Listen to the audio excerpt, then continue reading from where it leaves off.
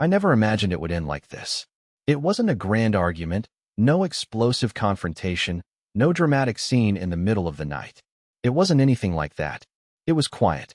A silence so thick it pressed down on me like a heavy weight, suffocating all my thoughts until they couldn't escape. It was just normal. Let me start by saying, I wasn't always the type to notice the little signs. I was the type to ignore them, actually. I thought, we're married, we've been together for a while now, we've got this figured out. I guess I was wrong. It all began on a Wednesday, the kind of day that feels like it's just another repeat of the last. Claire was working late, as she often did. She had a presentation at work, or at least that's what she told me. We had a comfortable routine, one where the lines between together and apart blurred. The kids were in bed, and I was sitting at the kitchen table, scrolling through my phone. I didn't have much on my mind, nothing that needed to be worried about. But something was different that night. I heard the sound of keys rattling in the lock. It was 11:45 p.m. She was home later than usual, but I didn't think much of it. I always trusted her. That's the thing about trust.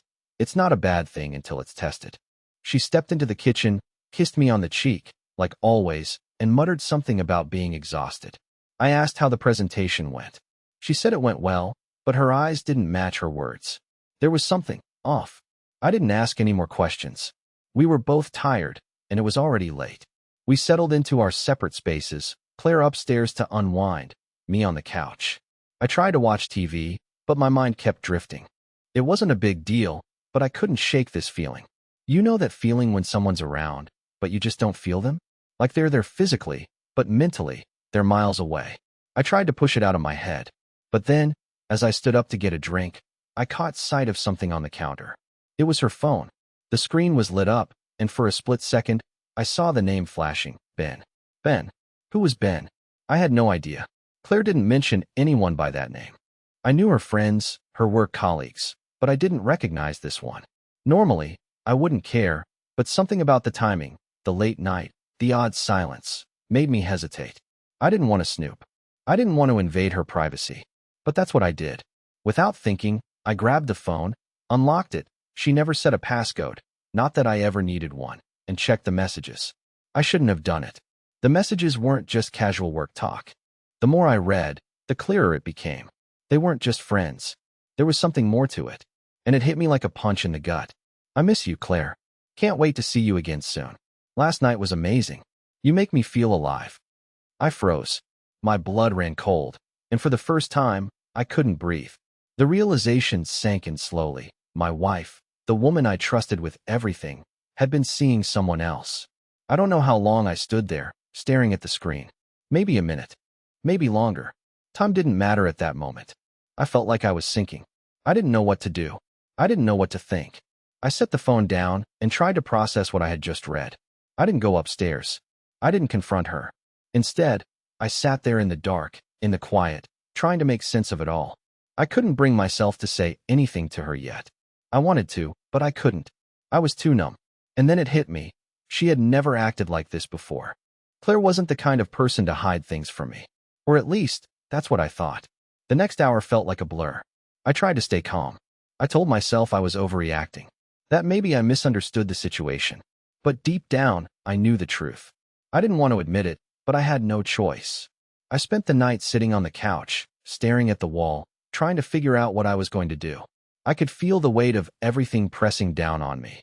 I had so many questions, but the biggest one was, how could I have missed it? How could I have not seen the signs? But there was no time to answer that question. It was already too late. And then, just as I was about to lose my grip on everything, the phone rang. It was Claire. I didn't want to pick it up. I didn't want to hear what she had to say. But I did. And in that moment, everything changed. When Claire's name appeared on my phone, I hesitated. My mind was a mess of questions, emotions, and disbelief. Should I pick up? Should I just let it ring?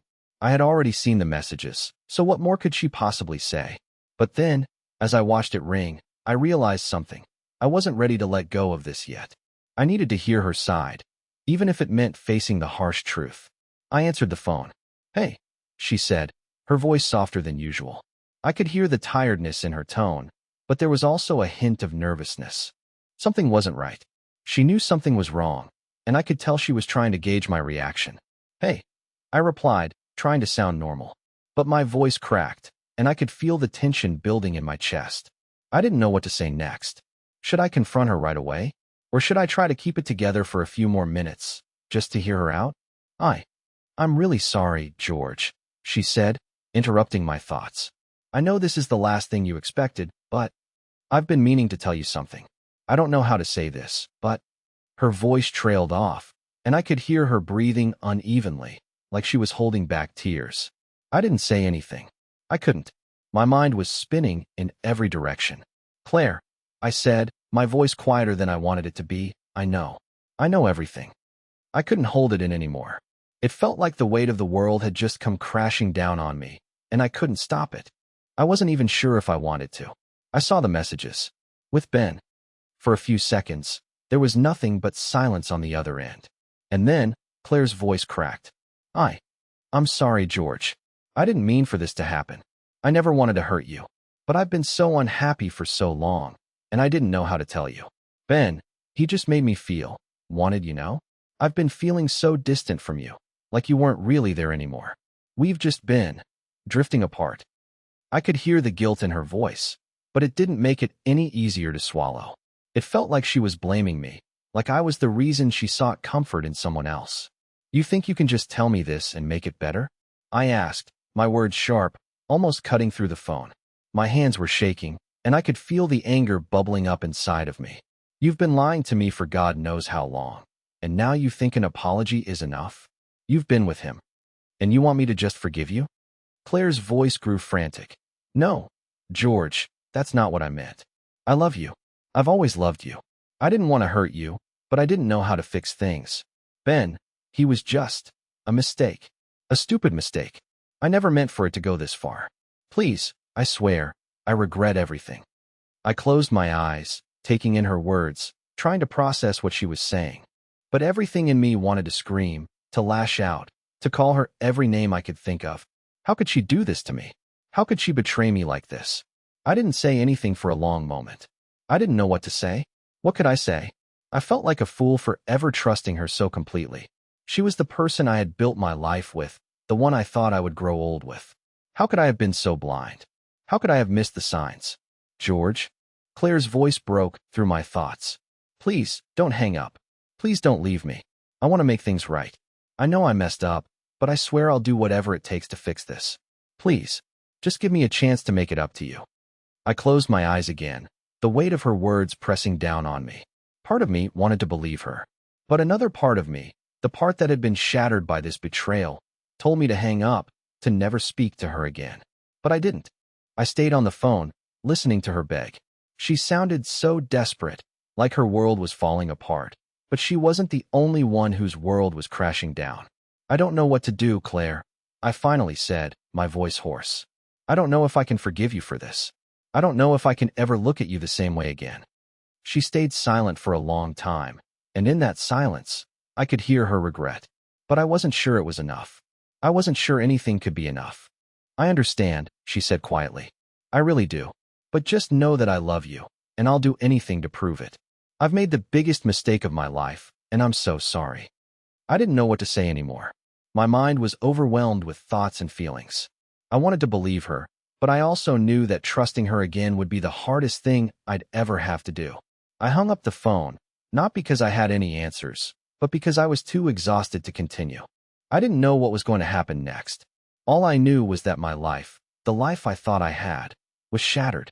And now, I had to figure out if I was strong enough to rebuild it, or if I would let it all fall apart. I didn't know what I was expecting after that phone call. A part of me thought she'd show up at the door later, begging for forgiveness in person. Maybe she'd try to explain things. Maybe she'd bring flowers or some kind of grand gesture, as if I could somehow be convinced to forgive her. But she didn't. The silence that followed was even worse. It wasn't just the silence between us. It was the deafening silence in my own mind.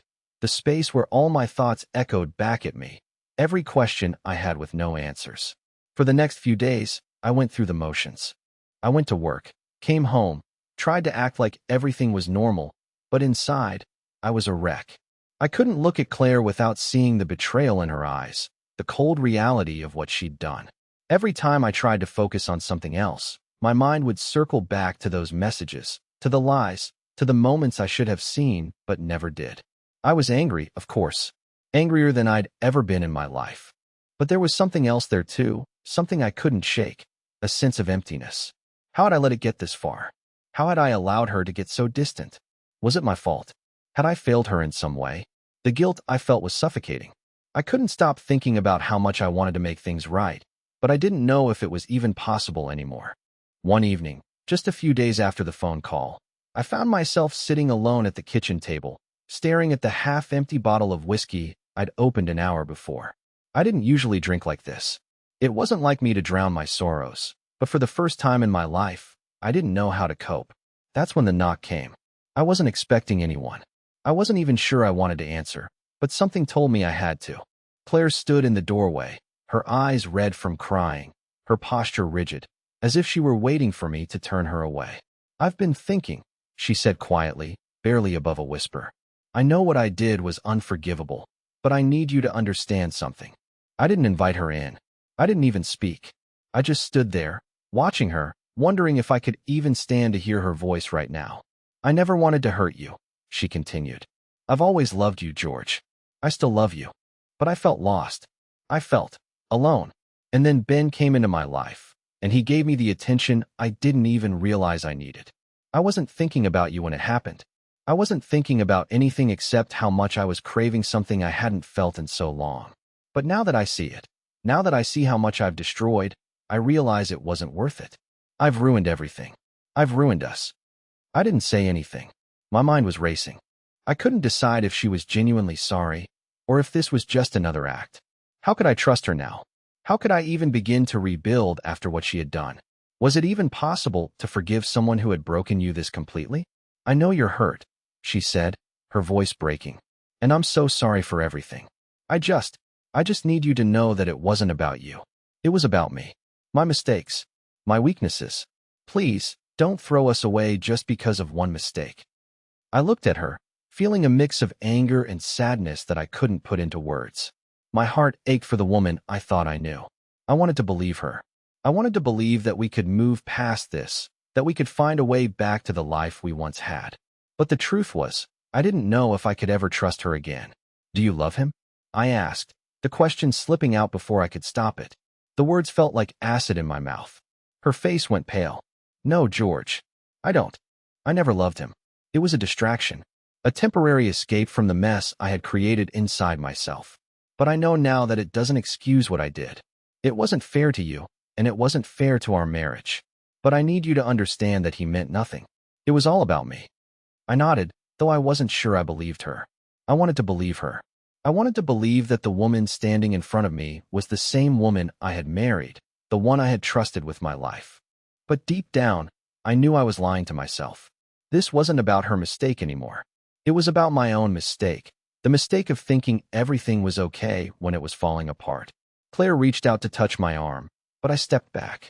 "I need some time, Claire," I said, my voice hoarse. "I need to think. I don't know what's going to happen next, but I can't. I can't make any decisions right now." She looked at me with pleading eyes, but I couldn't look at her anymore. I couldn't bear to see the woman I loved, the woman I thought was my partner, broken in front of me. "Please don't leave me," she whispered. "Please don't throw away everything we've built. I'll do whatever it takes to make it right. I swear to you." I closed the door slowly behind her, not because I didn't care, but because I didn't know how to let her in. I didn't know if I could trust her anymore. And that was the hardest part of all, not knowing if I could ever trust her again, not knowing if I could ever look at her the same way. The hardest part was realizing that, even though I loved her, I wasn't sure if that would be enough. The road ahead was unclear, but one thing was certain. It was going to take a lot more than apologies to fix what had been broken. The days after Claire's confession were the hardest of my life. I found myself living in a haze, moving through my routines as though they were a distant memory. Work didn't seem real anymore. The kids, who had always been my joy, felt like reminders of a life that was slipping through my fingers. Every time I looked at them, I saw the future I'd dreamed of, the one I thought was solid and unshakable, now disintegrating before my eyes. The house was quiet in a way it had never been before. The silence between Claire and me wasn't the usual comfortable quiet. It was suffocating, like we were both trapped in this unbearable stillness, too scared to move. I didn't know where to go from here. Should I stay and try to rebuild, or should I walk away and never look back? I found myself replaying her words over and over in my mind. It wasn't about you, George. It was about me. She seemed genuinely remorseful, but did that matter? Could I really forgive her? Could I really just forget the betrayal and move forward as if nothing had happened? A few days after she left that night, Claire tried to talk to me again. She sent me a message, asking if we could sit down and talk properly. I was torn. Part of me wanted to just end things and be done with the pain. But another part of me, the part that had loved her for so long, was clinging to a hope, the hope that we could fix this, the hope that somehow we could repair what had been broken, even if it seemed impossible. I agreed to meet her the next afternoon at a park nearby. The air was crisp, a sign that fall was settling in, but the chill in the air didn't match the chill in my heart. When I arrived, I saw her sitting on a bench, her face buried in her hands. She looked up as I approached, and her eyes were red from crying. I could see that she was truly devastated, but it didn't change the fact that she had betrayed me. I was angry, but I was also lost. She stood as I walked closer, and for a moment, neither of us spoke. The weight of what had happened hung between us, like an invisible wall that neither of us knew how to tear down. "I'm sorry, George," she said, her voice thick with emotion. "I'm so sorry for everything. I don't know how to fix this, but I will spend every day for the rest of my life trying to make it right, if you'll let me." I didn't know what to say. Part of me wanted to scream, to ask her how she could do this to me. But another part of me just wanted to be heard, wanted to understand why. Why Ben? Why did she feel the need to betray me? Why? I finally asked, my voice strained. "Why did you do it?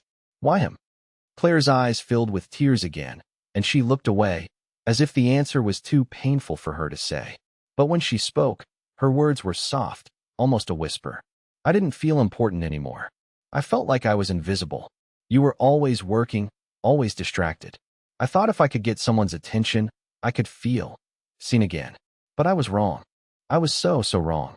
I didn't know how to respond. My heart ached for the woman I had loved, but I couldn't ignore the hurt, the betrayal. "So, you just gave up on us? You gave up on everything we've built because you were lonely?" I asked, the frustration evident in my voice. "I never meant for it to go this far," she said, her voice trembling. "Ben didn't mean anything to me. I was trying to fill a hole that I didn't know how to fix. But now I see what I've done. I see how much I've destroyed. I never wanted to hurt you, George. I was weak, and I let that weakness control me. But I swear, I love you. I love you more than anything in this world, and I'll do whatever it takes to prove that to you." Her words hung in the air between us, and for a brief moment, I thought I could see the old Claire again, the woman I had married, the woman I had loved. But that wasn't the Claire standing in front of me. The woman I loved was gone, replaced by someone who had made a choice that would haunt both of us forever. "I don't know what to do anymore," I said, my voice cracking. "I don't know how to fix this. How do I just forget what you've done? How do I go back to trusting you?" She reached out to touch my arm, but I pulled away, not because I didn't want her to comfort me, but because I couldn't bear it. The distance between us, both physical and emotional, was too much to overcome. "I don't expect you to forgive me right away," she said, her voice barely above a whisper. "I don't expect you to just forget. But please, George, give me a chance to show you that I'm willing to fight for us.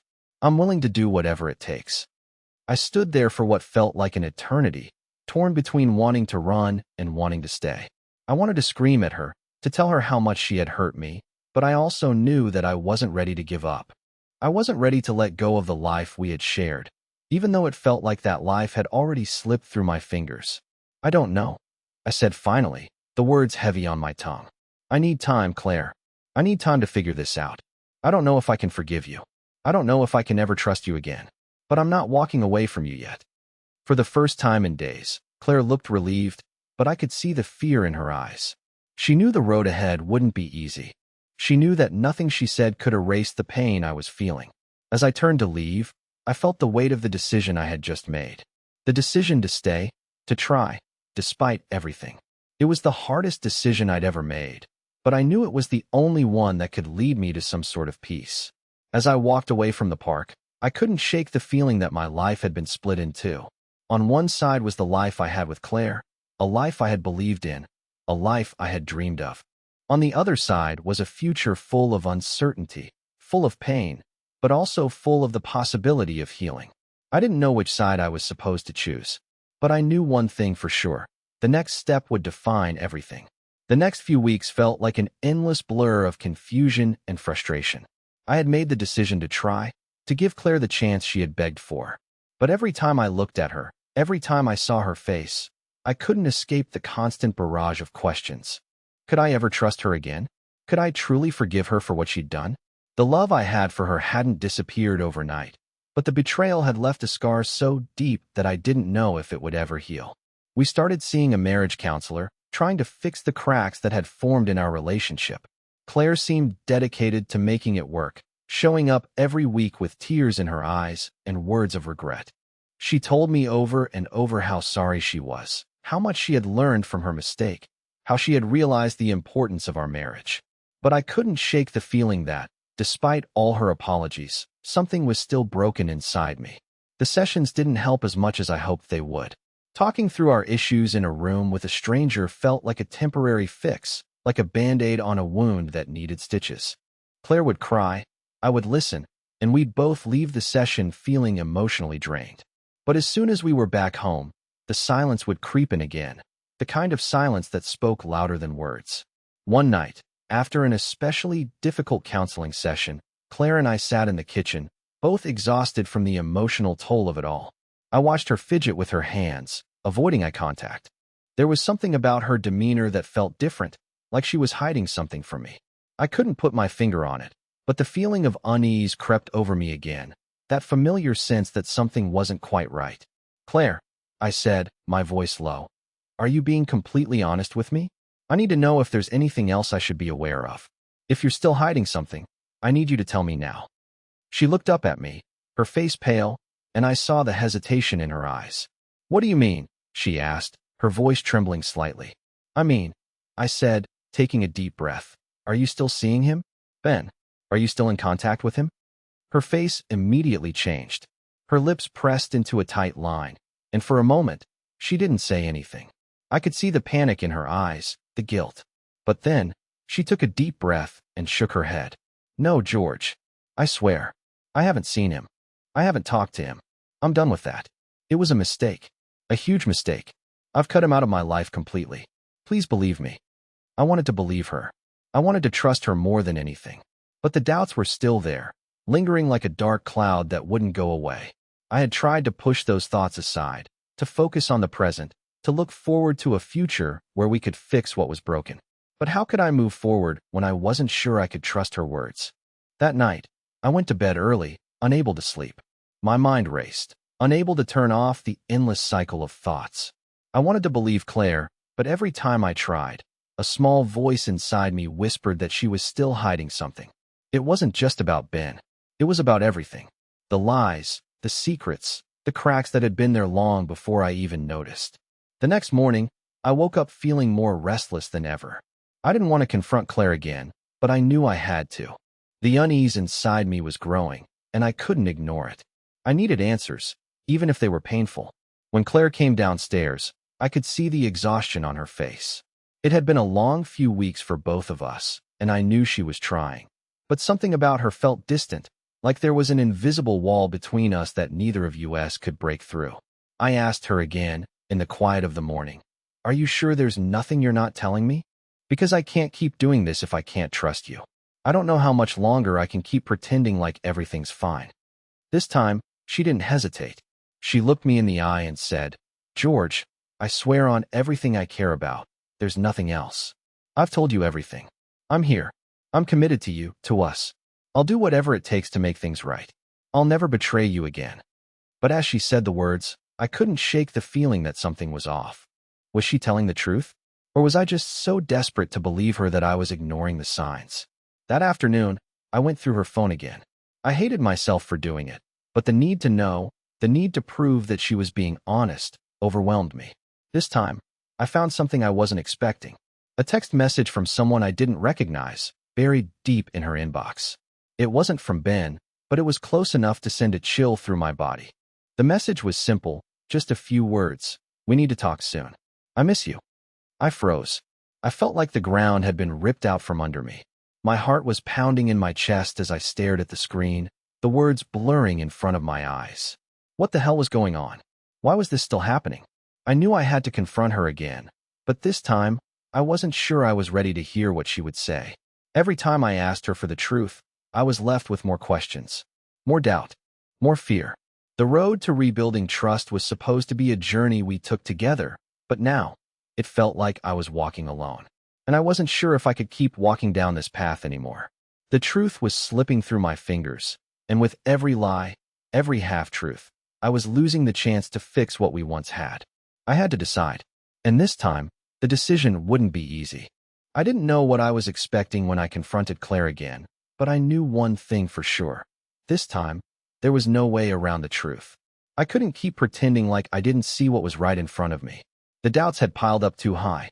The messages, the lies, the secrets buried beneath layers of empty promises. Each time I asked her for answers, she told me exactly what I wanted to hear, but now, I wasn't so sure if I could trust anything she said. When I showed her the text from that unknown number, she went pale. Her lips quivered, and for the first time in weeks, I saw a genuine panic in her eyes. She took a step back, almost as if she were physically distancing herself from the confrontation. I could feel the weight of the moment, the pressure building between us like a ticking time bomb. But this time, I wasn't backing down. "Who is this?" I asked, my voice steady despite the anger bubbling up inside me. "Why is this person texting you like this? Don't tell me this is just some misunderstanding, Claire. You can't keep doing this to me. You can't keep lying." She looked at the phone, then back at me, and for a brief second, I saw a flicker of guilt cross her face. "I swear to you, George, it's nothing. It's someone from work. A colleague, nothing more," she said, her voice shaky. I could feel my heart sink. "A colleague?" I repeated, barely able to keep the disbelief from my voice. "Then why is this person saying they miss you? Why are they telling you they need to talk?" Claire's face turned a shade paler, and she shifted uncomfortably. She opened her mouth to speak, but then closed it again, like she was searching for the right words, the ones that would make this all go away. But there were no right words, not this time. I didn't know if I was being paranoid, but something about her response didn't sit right with me. I felt like I was watching her spin another story, one that didn't add up.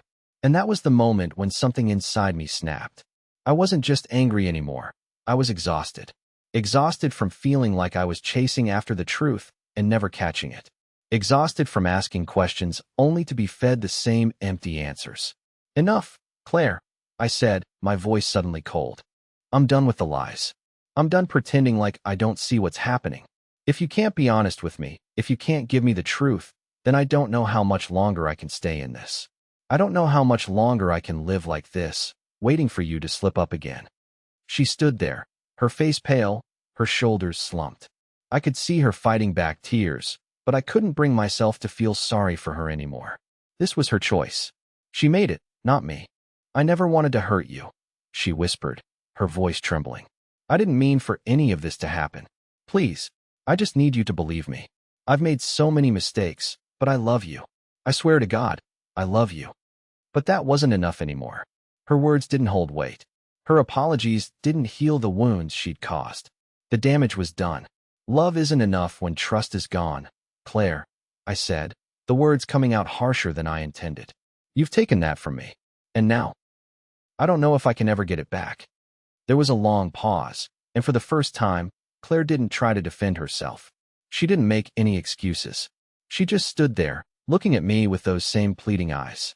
She reached out, like she wanted to touch me, but I took a step back.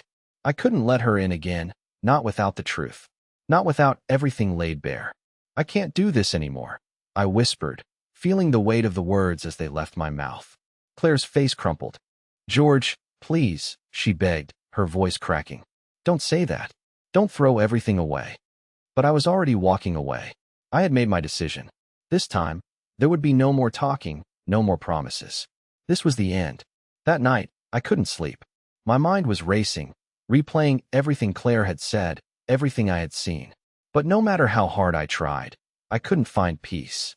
There was a part of me that still wanted to fix things, to rebuild what we had. But the other part, the part that was screaming at me to move on, to stop torturing myself, was winning. The next morning, I woke up early and left the house before Claire could speak to me again. I couldn't face her right then. I couldn't hear another round of apologies, not when I knew it wouldn't change anything. I needed space. I needed clarity. I spent the next few days staying with a friend. I didn't tell Claire where I was, and I didn't answer her calls. I needed to think, to clear my head, to decide what came next. It wasn't easy. It wasn't easy to walk away from the life we had built. But the longer I stayed away from her, the clearer it became. I didn't just need distance from her. I needed distance from myself. I needed to find out who I was without her. I had always prided myself on being someone who trusted deeply, who believed in second chances. But now I wasn't so sure. Claire's betrayal had shattered everything I thought I knew about love, about loyalty, about marriage. And as much as I wanted to forgive her, I couldn't ignore the truth any longer. Trust was something that, once broken, could never truly be repaired. I couldn't keep trying to fix a broken relationship. Not when the cracks were too deep. Not when I was the one who had to pick up the pieces.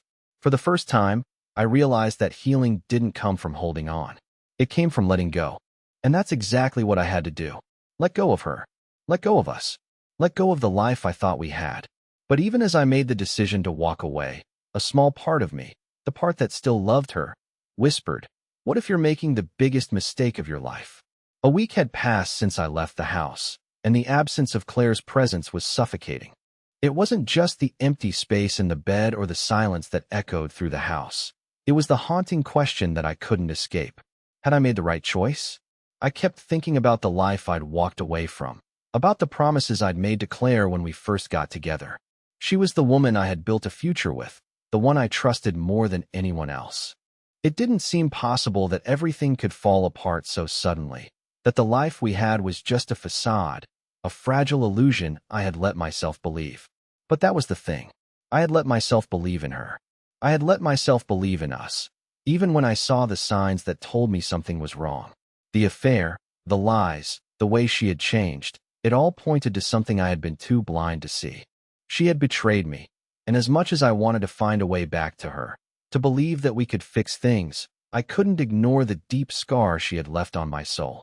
It was late one evening when I heard the knock at the door. I wasn't expecting anyone, but when I opened it, there she was. Claire, standing there, her face pale, her eyes swollen from crying, looking like a shell of the woman I had once loved. For a moment, neither of us said anything. I could feel the weight of the silence between us. It felt like the years of our marriage were pressing down on us both, suffocating any hope for reconciliation. "George," she said, her voice barely a whisper. "Please, can we talk? Just give me a chance to explain." I wanted to turn her away. I wanted to slam the door in her face and walk away for good. But something inside me, something I didn't understand, told me to listen, to hear her out, one last time. So, I stepped aside, allowing her to walk in. She sat down at the kitchen table, her hands shaking as she folded them in her lap. "I've been thinking about everything. About what I did, about how I hurt you," she started, her voice quivering. "I know I can never take it back. I know I destroyed everything, but I need you to understand something." She paused, looking up at me with pleading eyes. "I was lost, George. I felt like I was drowning in a life that wasn't mine anymore. I was suffocating, and when Ben came into my life, he gave me something I hadn't felt in a long time. But it was wrong. I know it was wrong. And I hate myself for what I did to you. But please, don't walk away from me. Don't walk away from everything we had." I felt a pang in my chest, a mixture of anger and sorrow. She was sitting there, begging me for forgiveness, but I couldn't help but wonder if this was just another excuse, another way to make herself feel better. It wasn't the first time she had apologized, after all. It wasn't the first time she had promised to change, to be different. And yet, nothing had changed. Nothing had fixed the broken pieces of our relationship. "I don't know if I can forgive you, Claire," I said, my voice steady but heavy with emotion. "I don't know if I can ever look at you the same way again. I don't know if I can trust you after everything that's happened." She flinched, as if my words had physically struck her. "I understand," she whispered. "I do. And I know I don't deserve your forgiveness. But please, give me a chance to make it right. Please." I looked at her, really looked at her, and for the first time in days, I saw her, Not as the woman who had betrayed me, but as the woman I had fallen in love with. The woman I had shared my dreams with. It hurt. It hurt so much to see her like this, knowing that the woman I loved had become a stranger to me. I don't know if I can keep doing this, Claire, I said, my voice breaking. I don't know if I can keep pretending like everything is fine when I feel like I'm falling apart inside. She reached out, her hand trembling as she touched mine. I don't want to lose you, George. I don't want to lose everything we've built. I'll do whatever it takes to make this right. I swear, I'll never hurt you again. But those words, those empty promises, they weren't enough anymore. They couldn't erase the pain she had caused. They couldn't take away the betrayal I felt in every corner of my mind. Every time I closed my eyes, I saw the face of the man she had been with, the one who had taken my place. Every time I tried to forget, the memory would come rushing back, reminding me of what had been stolen from me. I stood up from the table, pulling my hand away from hers. I couldn't sit there anymore. I couldn't pretend like things could ever be the same. I don't know if we can fix this, Claire, I said, my voice low, almost defeated. I don't know if we can go back to what we had. And I don't know if I'm strong enough to keep fighting for something that might be broken beyond repair. I turned to walk away, but she stood up quickly, grabbing my arm. Please, George, don't go. Please don't leave me. I looked at her, and for a moment, I saw the desperation in her eyes. But I also saw the truth that no matter how much we wanted to fix this, we couldn't. Not without first facing what had happened. Not without confronting the damage that had already been done. I'm sorry, I said softly. But I can't stay in a relationship where I don't feel like I'm enough. I can't stay in a relationship where I don't know if I can trust you. And with that, I walked out the door, leaving her standing there, the weight of the decision hanging between us. For the first time in weeks, I felt a strange sense of relief. The hardest part was over. I had made the decision. The life we once had, the love we once shared, was gone. And all that was left now was the future, a future that, for the first time in a long time, I could finally start to see. It's been months now since I made that decision. The road wasn't easy, and to be honest, I wasn't sure what would come of it. I thought I would feel emptier, broken beyond repair, but somehow, I didn't. I gave myself time. Time to breathe, time to reflect, and time to heal. And somewhere along the way, I found that healing didn't always come from holding on to the past. Sometimes, it came from letting go. I didn't expect the journey to be simple. It wasn't. There were days when I woke up feeling like I was still trapped in the chaos of that decision. Days when the weight of it all felt unbearable. But then, slowly, as the days turned into weeks, I started to feel the fog lifting. I started to find parts of myself I had forgotten, parts of me that I had neglected while I was drowning in the pain of betrayal. The man I had been before, the man I thought I had lost, started to emerge once again. Claire and I don't talk anymore. I don't hate her, but I also don't know if I'll ever be able to trust her again. The love I had for her has faded, not because I don't care, but because it's no longer the same love. The truth is, I've come to terms with what happened. I've accepted that not all relationships are meant to last, and that sometimes the best thing you can do for yourself is to walk away from what is holding you back, no matter how much it hurts. But that doesn't mean I'm bitter. In fact, I've learned to appreciate the lessons that came with the pain. I've learned that my worth doesn't depend on someone else's loyalty. I've learned that my happiness isn't something I need to rely on anyone else to provide. And most importantly, I've learned that I am strong enough to move forward, even when the future seems uncertain. As time went on, I found my own rhythm. I rediscovered old hobbies, things I had forgotten about when I was so focused on holding things together. I started spending more time with my friends, the ones who had supported me through the darkest moments. They reminded me of who I really was and how much I had to offer. Slowly, I started to enjoy life again, without the weight of betrayal hanging over me.